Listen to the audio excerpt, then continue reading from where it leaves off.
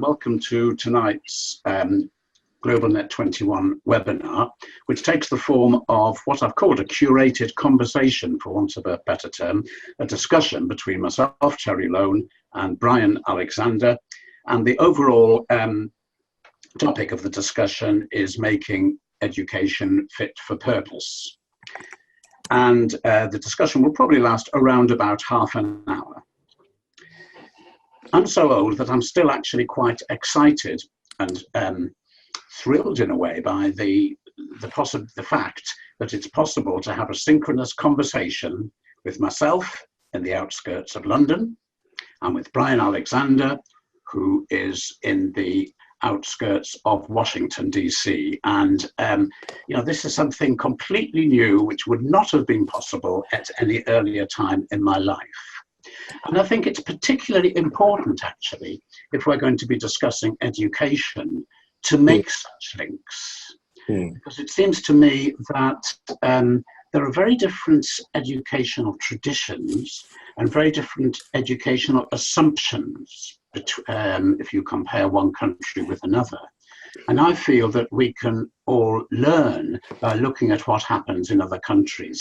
Because, well, one of the themes I'd like to explore this evening with you, Bryan, is the idea of trying to step outside the assumptions that everybody makes with education. You see, the overall question really for tonight, the overriding question, I think, is what would a fit-for-purpose 21st century education look like? And the second part of the question, which I think is equally important but very difficult, how in practical terms can we move towards this vision of a fit-for-purpose system?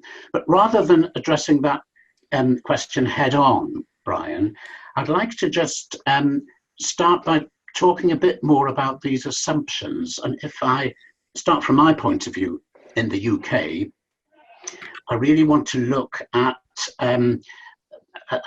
what I see as a sort of conflict that whenever I talk to people about education, they're very dissatisfied with it. Parents, young people,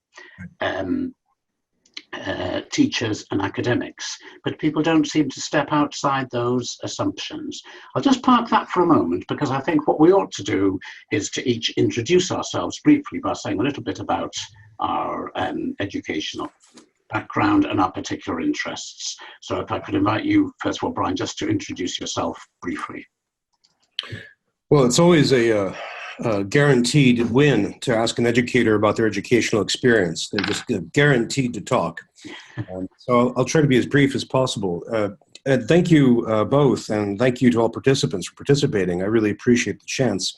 And I don't think, Terry, that it is a question of age that makes this seem miraculous. It's a question of experience with technology that makes this seem miraculous. We have the technology, but in practical reality, it doesn't always work.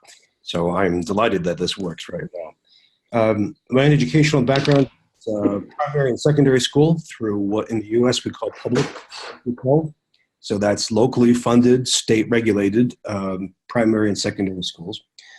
For my undergraduate and my PhD, I went to the University of Michigan, which is a public university that is mostly funded by the state of Michigan. And from there, I've been a professor of English literature. I have helped run a nonprofit. And on the side, I teach some classes at Georgetown University. Thanks very much, Bryan. My experience in education is quite broad. I sometimes think I've been a sort of educational odd job man. I've actually taught at every age from preschool 3 to 4-year-olds through to 80-year-olds who were learning how to use the internet. We used to call them silver surfers. And although I'm retired from full-time work now, I maintain a very strong interest in education. And I think what I bring from this quite wide experience I've had is I look at things that have worked successfully outside the school system, and I think, can we bring those into schools? And that takes me straight back, really, to the idea of educational assumptions. Because certainly on this side of the Atlantic, as I hinted earlier, many people, in fact, almost everybody to whom I talk is unhappy about what's going on in education at the moment. Yes. And I would suggest that they're increasingly unhappy. But then they seem to find it very difficult to step outside the assumptions. And those assumptions include things like the fact that, well, the fact of the school year. Here in the UK, the standard school year is 190 days, which means that schools are locked shut for almost half the year. And that seems to me to be odd. It seems to me to be equally odd to assume that all the 12-year-olds should learn together and all the 13-year-olds should learn together. It seems to me to be equally odd to assume that young people, particularly teenagers, should learn between the hours of 9 and 4 o'clock, when we all know that teenagers, it's a particular stage in your life when you don't like getting out of bed. So why not extend the educational possibilities into evenings and weekends? But these questioning of the assumptions just don't seem to happen. And I wonder if your experience is similar on the other side of the Atlantic, Bryan. My experience is identical. People often have a vision of education that was cutting edge circa 1920. There are exceptions, but most of the discourse around education occurs at that kind of retro level. Recently, the US made a huge push into standardized testing at large scales. So that's a little bit more modern. If you accept, say, the medieval Chinese idea of Gaokuo is modern, and that's been usually considered to be a failure. Most parents, most adults, all children are against it, and the system is probably on its last legs. There is a great deal of innovation and creative ferment in primary and secondary school in the US. Everything from project-based learning to teaching about and with robots to multimedia work, but that usually doesn't get a lot of press and doesn't get a lot of attention, partly because it's usually not at scale. Usually it's a matter of an individual classroom or a teacher. Post-secondary experience, our colleges and universities, are a real mix. We have an awful lot of creativity, a lot of creative churn going on. But I think we often have a problematic relationship with the outside world. I agree with you, Terry. It's terrific to look at the rest of a given society and see what you can learn about pedagogy and institutional support from it. But we are, in many ways, over the past 30 years, the U.S. privatized public higher education and turned more and more the financing of it over to loans rather than to state support. And as a result, there seems to be a closer relationship between universities and business, but that's politically very, very fraught. And some sectors have a hard time managing that, to put it briefly. I think we still deal with the ivory tower idea of education as a conserving place, as a place to hold on to maintain. And there's a lot of wonderful power to that. You think of academic libraries maintaining the world's cultural, intellectual heritage. There's a glory to that. But at the same time, it can make us too stable and not flexible enough. I have many experiences where I ask audiences to think about the future or to think about the present, and I do this in different ways. And all too often it's revealed that my academic audiences think of the present as something akin to 1975. I mean that quite literally. Their understanding of demographics is from 1975. Their understanding of student loans is from 1975. And we really have to get out of it. We really have to think about 2075. In the interview that you did, I think last month with GlobalNet 21, and I hope I'm quoting you correctly here, Bryan, but I think you said, you talked about educational technology replicating analog practices in a digital world. Yes. And that seems to me to relate to what you've just said about people imagining from the educational point of view that we're living back in the 1970s. And could you just say a bit more about how, about what you mean by this and how you think the digital world can get away from just mimicking the analog world in a slightly faster way, if I can put it like that. How could we actually use, how could digital technology be used to really fundamentally change education and make it fit for purpose in the contemporary world? In a whole series of ways. What we're doing right now, for example, in a sense, violates a classroom norm. The old idea of the classroom is a physical space where a door is closed, and that prevents the outside world from impinging on the face-to-face class. And you know that there are a lot of benefits to that, a lot of good reasons. But the reality of the present world is that those doors no longer exist. They've been blown wide open, and we have many, many flows going in and out of the classroom. And so that if I'm in fourth grade or if I am a law student, I should be able to collaborate with people on a project, and those people should be able to be located anywhere on Earth. I should seek feedback from people in multiple nations, multiple ages, all kinds of nationalities, ethnicities, religions. That's the condition of work. That's the condition of life today. And so we should be able to breach that boundary. I mean, that's one way. You mentioned scheduling and time.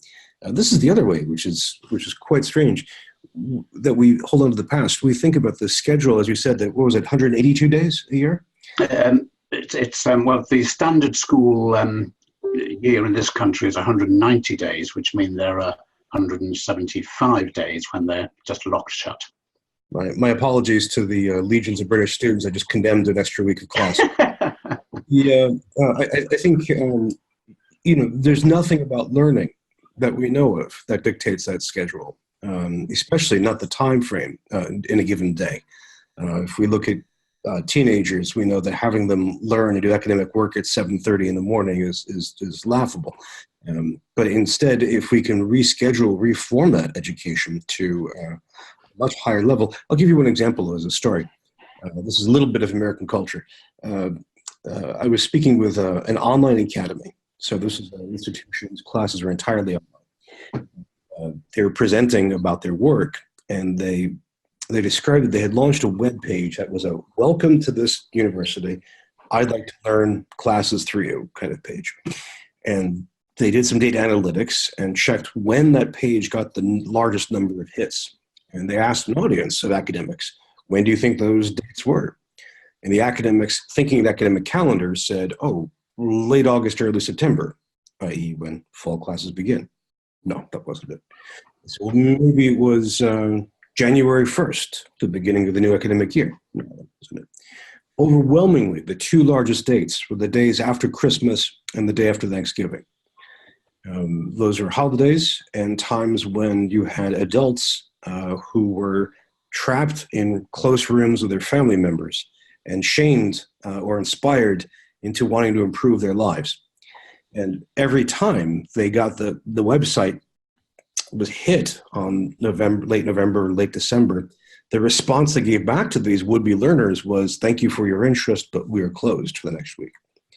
And then the head of the academy said, well, this is stupid. I mean, what if we had something to give them right away? What if we had that whole curriculum to roll out on the spot? And so they did that. They revised it. It took some work. But that wasn't the idea, was to meet learners where they actually learn and when they actually learn. I mean, if we can do that, we have to reformat, like a bad disk drive, all of the scheduling and logistics of primary, secondary, and tertiary education. And those are two ways. We can go even further still. You know, think, Terry, if I take a class from you in, say, French, which would be good because my French is very bad right now. So is mine. Oh, merveilleux. So if well, we give a race to the bottom, but we can use new media in that class. That is, you could use 3D printing to print out the Eiffel Tower. That's always fun. I can search online to find examples of French culture in images, and you could show us videos of people speaking French, which is very instructive. And that's all useful, and that costs nothing, which is nice. But what if we go further? What if you ask me and my other poor students to make a curriculum What if you ask us to build websites and to build content describing what we already know and use that as a framework to describe where we have to go further still based on, say, Vygotsky's idea of zone of proximal development? Yes. And what if instead you relied on tutoring software like, say, Duolingo, and had us use that to practice our vocabulary and our grammar while you reserved the class time for much more high-level, intellectually challenging things such as discussing French culture or helping individual students with individual cases and so on. I mean, we can just use the technology to start unpicking all the assumptions of class and produce something quite different and much more responsive to the very purpose of learning. Yes, it's interesting that you use languages as an example there, because I'm a keen language learner, and it just seems, I'm not a language teacher obviously, but I'm a keen language learner, and it seems to me that technology can transform that, and as you say, Bryan, it can enable the classroom, when people do physically get together, to be devoted to much more valuable and value-adding tasks than just going through the stuff that people can better do by themselves. Now, I did mention it earlier, but the first half of my career really was involved in music education. And again, I think there are, certainly from the way we have successfully done music in this country, there are things that schools can learn, because for 5 or 6 years of that time, I managed what we called a Saturday morning music centre. And every week I used to look and think, why have these 400 young people come here? Nobody makes them come here, so they must quite like it. And of course, we did that outside of the school week. Cool. We did it on Saturday morning. There were certain activities that took place in the evenings. And another big tradition in this country in terms of music is the holiday course. So you talked about people being enthusiastic about learning the day after Christmas. Well, very often 2 days after Christmas, young people would go off to a residential place with a band or an orchestra or a choir and make music for a week.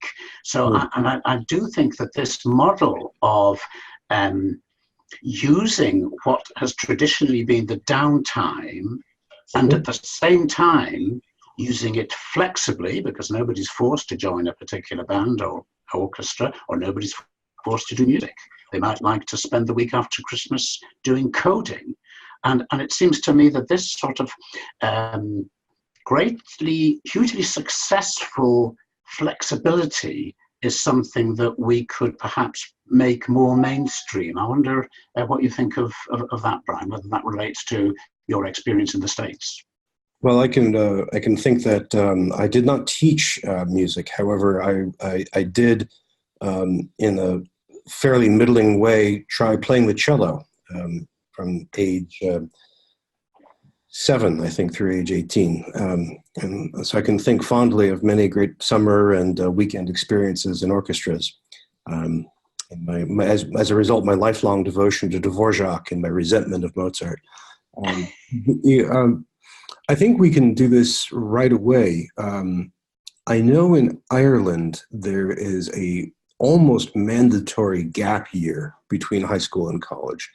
And in the US, this is starting to become culturally accepted, especially as our lifespans extend. Building in a zone of possibility where one can work at a job, or one can volunteer, or one can teach oneself French. Okay, go to Paris and learn that. Or teach yourself coding. I think there's a lot to be said for that, and that's much easier to accomplish right now. The downtime we are already seeing happening at the micro and informal levels. I mentioned Duolingo, for example. So I will often check my Spanish lessons when I'm standing in line at the drugstore, or when I'm on a long train ride. These little downtimes that I feel with other ways too, with reading, with contemplation, but to sneak in learning then, I think is something that's happening. And we see that by informal learning. I don't just refer to the fact that I'm learning Spanish on my own, but also we think about cases when people want to repair their yard, So they go to YouTube and find out ways of digging, and they find blueprints on the web of the area. They go to Pinterest for inspiration. Maybe they look at Netflix and look at Downton Abbey to be exalted. But these are all ways of just fitting and learning on the fly as part of our lives. I mean, what we're describing, the academic calendar, the academic day, is, I think, increasingly an artifact that is heading into the rearview mirror. But this is there are obstacles to this. I mean, one huge obstacle is inertia, and the inertia is often very, very well established. But this can also be put in place politically. In the U.S., we have in K through 12, we have teachers unions who have some power depending on where they are. But we also have state bureaucracies and local bureaucracies which are designed to maintain the status quo. In higher education, we have a different problem. We are suffering from an enrollment downturn and many financial challenges, both of which are going to get worse over the next decade. So that's causing many universities to hedge themselves in, to retrench, and double down on what they're currently doing rather than experiment. So we're actually seeing cuts rather than expansions, reductions rather than growth. So I hope through conversations like this that we can show ways for educators to think beyond that. But it is definitely a struggle. Well, we won't get into a discussion of the relative merits of Mozart and Dvorak. We'll leave that to another webinar. Okay, if you insist. Actually, just a little musical anecdote, but I think it says something profound about our changing relationship with knowledge. I was recently playing a Steinway grand piano, the best piano in the world, at the City Lit, which is the big adult college in London, and I dropped the pencil down behind the keys. And I was very embarrassed. I thought this could damage the whole piano.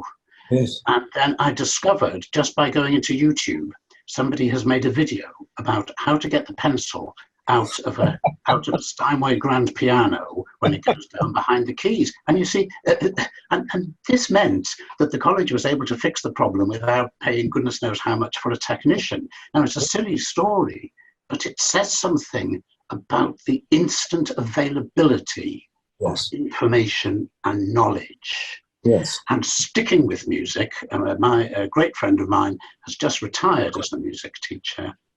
He taught music at what we call A level, in other words, to 16 to 18-year-olds. He said, I don't know how I ever did the job before YouTube, because now I can ask them to listen to any piece of music and they can access it.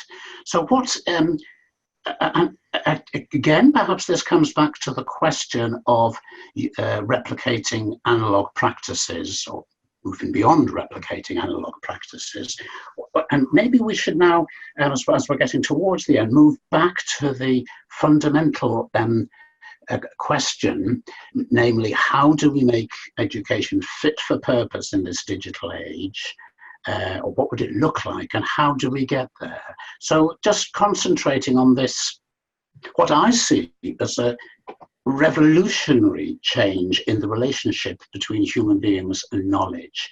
How will that impact on what education should look like, do you think, Bryan?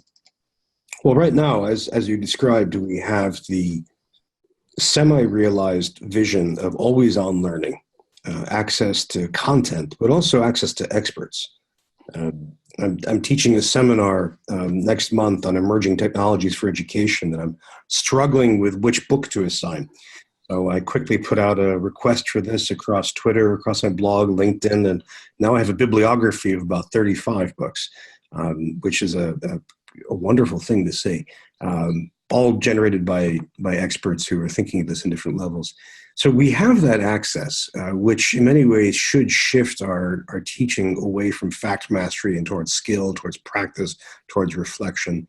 And I think that's underway with some trends, both informal learning, but also informal learning with the use of the flipped classroom. This is something which we need to rely on more, but then it branches off into two other further directions that are more challenging. One of them is that when you were describing the Steinway story, I thought you were going to say that video was actually a live video of someone filming you as you did it, right? And one of the things that we have to embrace, which is difficult, is that we are publishers, we are creators in ways that the education system wasn't really designed to support. I mean, students have always made things. I mean, when you were a child, you made a performance, a recital. You know, we wrote papers, we completed quizzes and so on, but those were ephemeral, usually, unrecorded or quickly lost. But now, conceivably, anything a student can do can be recorded, reproduced, published, shared. Students are, in effect, producers. And if we rethink that, then we rethink quite a bit of what we do. That pushes us more towards project-based learning, for example. That makes us rethink intellectual property of students or copyright holders, which is, I think, very exciting. It makes us think about how we celebrate students and their work. But it also changes, the kinds of assignments we give them when we have them make things. So to have a student perform a recital is fantastic. But think about what the other students can learn who get to record this. What they learn about acoustics, for example, what they learn about space and volume, as well as carpentry and interior design.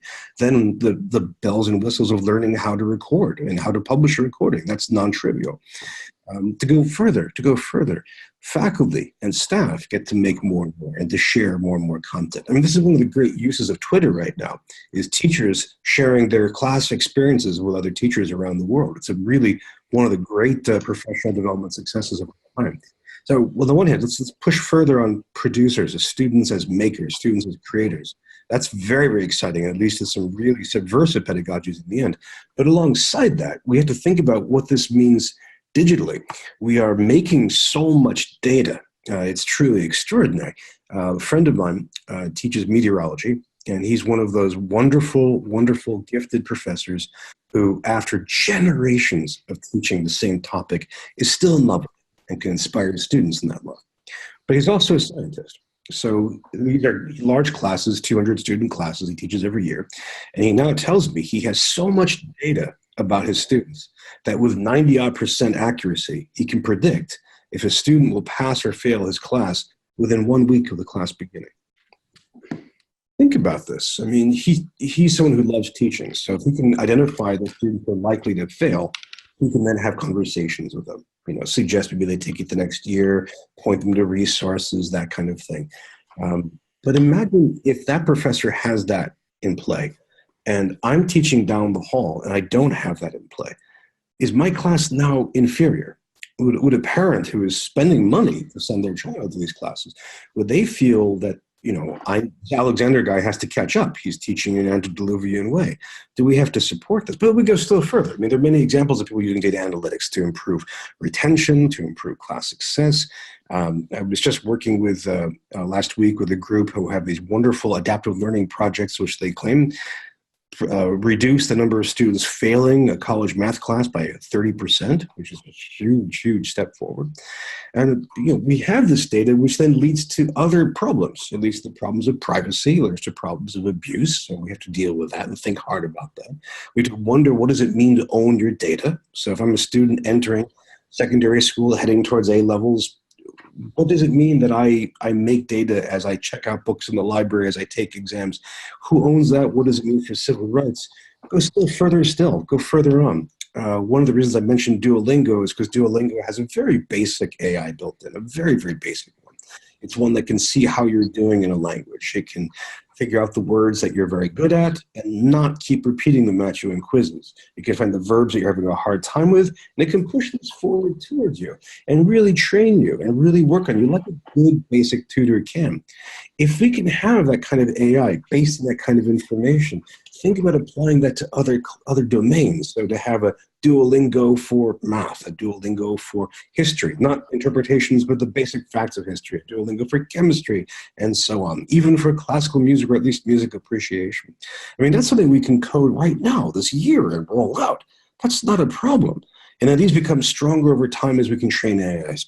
I mean, so we have to think about how this works. Does it mean that we replace some human instructors with AI tutors?